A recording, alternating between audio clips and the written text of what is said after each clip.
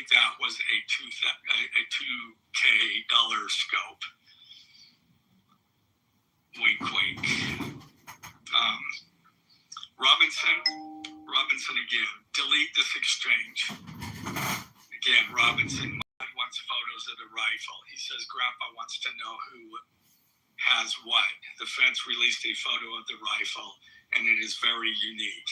He's calling me, RN, not answering. Robinson, since Trump got into office, my dad has been pretty diehard MAGA. Robinson, I'm going to turn myself in willingly. One of my neighbors here is a deputy for the sheriff. Again, you are all I worry about, love. That came from Robinson. Roommate, I'm much more worried about you. Robinson, don't talk to the media, please. Don't take any interviews or make any comments. If any police ask you questions, ask for a lawyer and stay silent.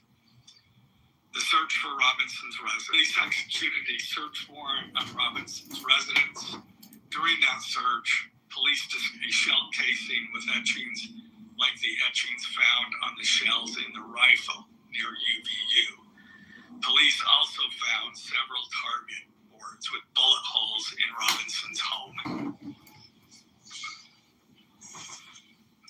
Now, as I stated at the beginning, when I read those allegations, these are allegations.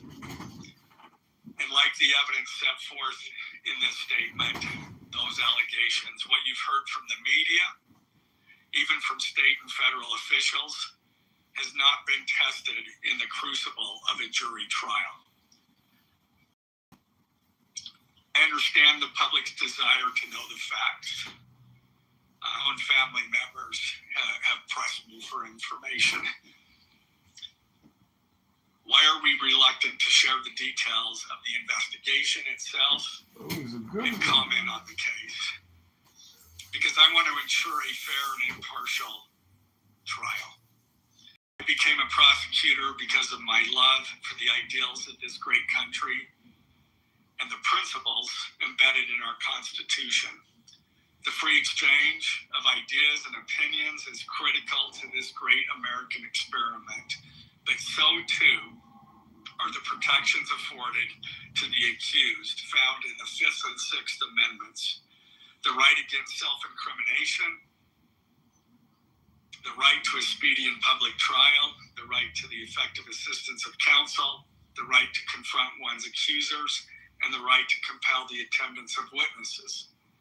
And perhaps most importantly, under our Constitution, the accused is presumed innocent until we, the state, prove to an impartial jury of defendant's peers his guilt beyond a reasonable doubt. That jury cannot rely on our allegations, on what they hear in the news, or on what they hear from a public official. The jury is the sole trier of fact, and they will ultimately determine those facts based on evidence a trial judge has determined is admissible. Again, as prosecutors, we bear the burden to prove guilt beyond a reasonable doubt. But make no mistake, we welcome this burden. I'd like to now introduce my trial team who will be charged with prosecuting the case. This is a veteran and expert team of some of the state's best trial attorneys. Chet Grunander, who is one of my two chief deputies, Ryan McBride and David Sturgill on the far right there. And those two were very much involved in preparing search warrants, did a phenomenal job, worked day and night to see that accomplished well after Robinson was taken into custody. Also, Lauren Hunt, she's one of the special victims prosecutors, and Chris Ballard, my second chief deputy, who will be handling motions. I'm going to explain just the procedural steps. We're not a we don't have a grand jury system like the federal courts do. It's a preliminary hearing system. So the arrest and filing of the criminal information are merely the first steps in the criminal justice process. Today at 3 p.m., the defendant will appear before a judge in the Utah 4th District Court for his first appearance to be informed of these charges and to ensure that he has an attorney to represent him. The hearing will be brief. The judge will conduct that first appearance virtually via WebEx. This is not unusual. In the 4th District, all felony first appearances for defendants who are in custody are held virtually. A link to that hearing is available for media on the Utah State Court's X account at Utah State Courts. Now, following defendant's first appearance, he will be entitled to a preliminary hearing. At that hearing, the state will be required to show probable cause that defendant committed the crimes. The purpose of the preliminary hearing is not to determine guilt, but simply to assure the court that the prosecution has enough evidence to proceed to trial. If a judge finds probable cause and binds the case over for trial, an arraignment hearing will be held. At that hearing, a judge will again inform defendant of the charges against him and require him to enter a plea to each charge. The next step following the arraignment is an opportunity for the parties to file any relevant motions and then ultimately the trial itself. This case has generated a tremendous amount of interest across our nation and even the world. The public's desire for information is understandable, but it bears reiterating that this case will be tried in a court of law consistent with our Constitution, not the court of public opinion. Thus, we will only discuss the case with the press occasionally. It will not be a day-to-day or even week-to-week occurrence, but we will only do so in a manner as not to jeopardize the fair trial process. Before I conclude, I want to express my appreciation for the tireless work of our local, state, and federal law enforcement officers. They have an extremely difficult, dangerous, and often thankless job. I'm proud to acknowledge the exceptional work they do every day, and particularly their work on this case. It was truly a marvel to witness. Their skilled work and dedication have brought us to this point. I'm also grateful for the leadership demonstrated by Bo Mason, the Commissioner of the Utah Department of Public Safety. FBI. Well, I guess he's just thanking people now, but holy shit. Sounds like he, wow.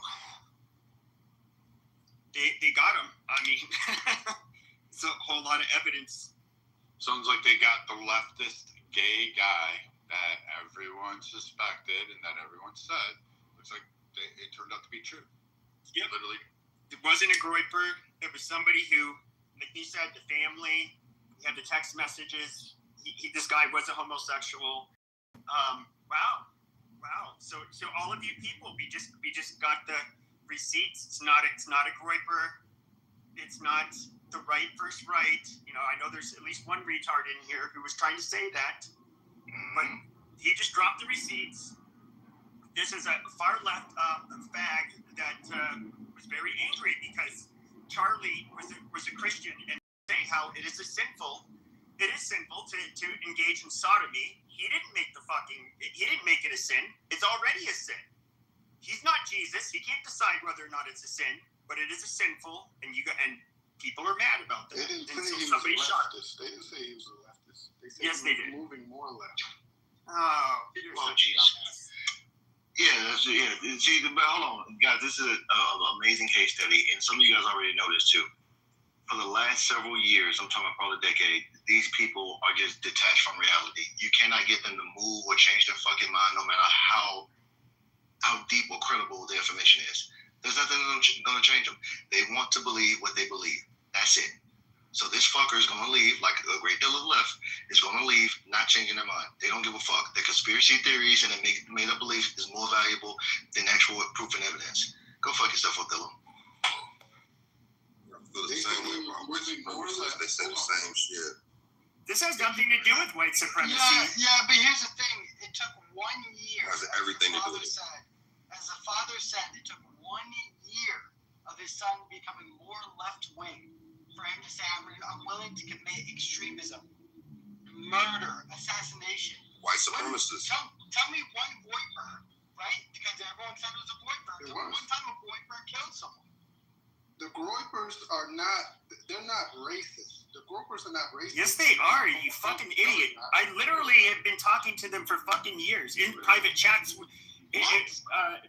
Like, Jesus Christ, they are absolutely fucking racist. Like, you're so stupid. PP, what's a Groyper?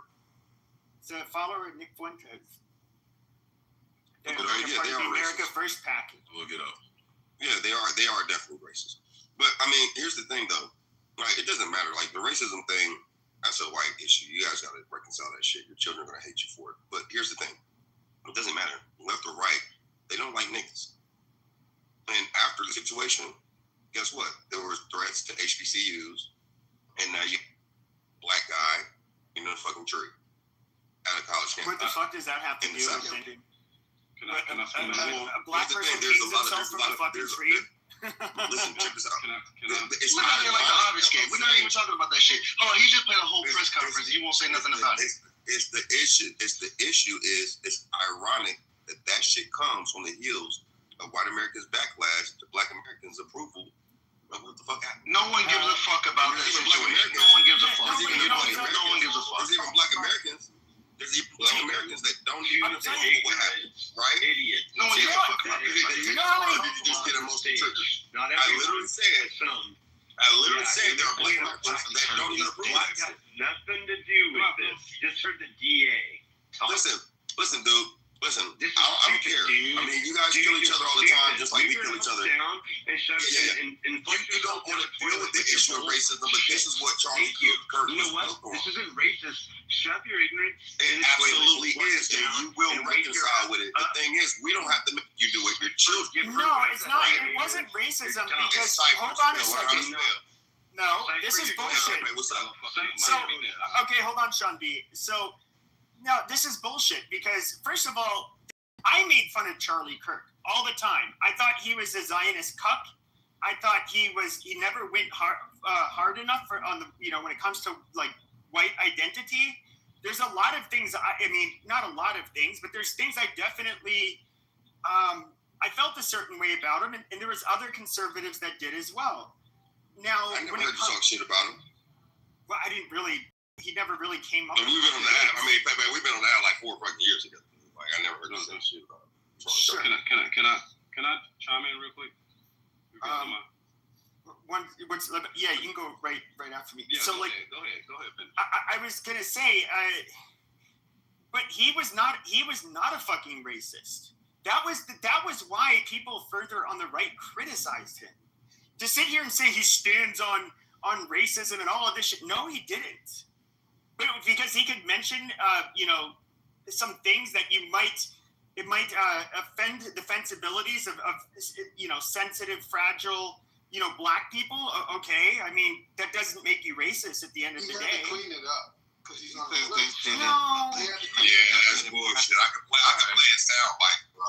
Okay, cool. But go ahead, Othello. Yeah, he had to clean it up. But no, shut the fuck up, Othello. Adrian gets to go. Yeah.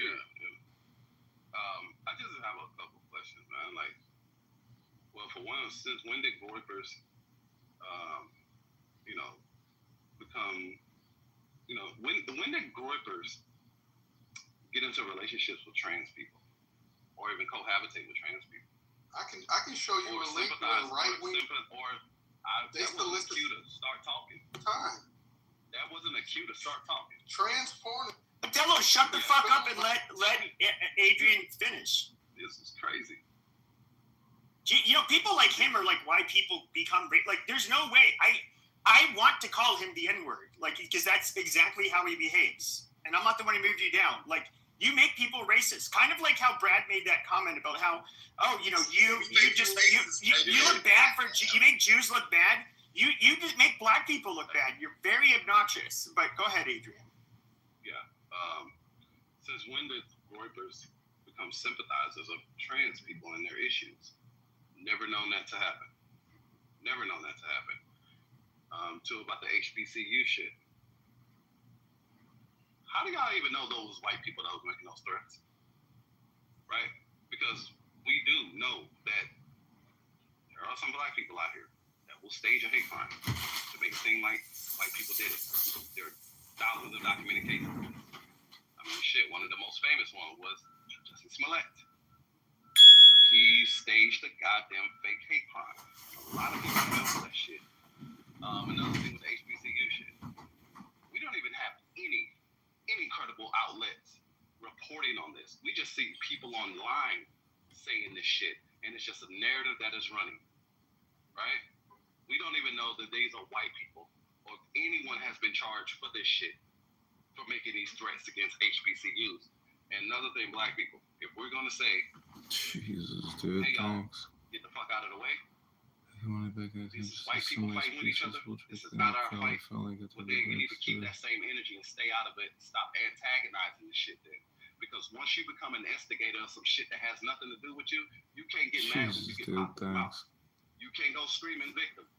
Now that, they're making threats against HBCUs. Well, I thought y'all said stay the fuck out of white people's business. Okay, cool. You can't play the instigator and a victim at the same time, black people. Y'all gotta stop doing that shit. If you're gonna stay out of it, bro, you need to chill.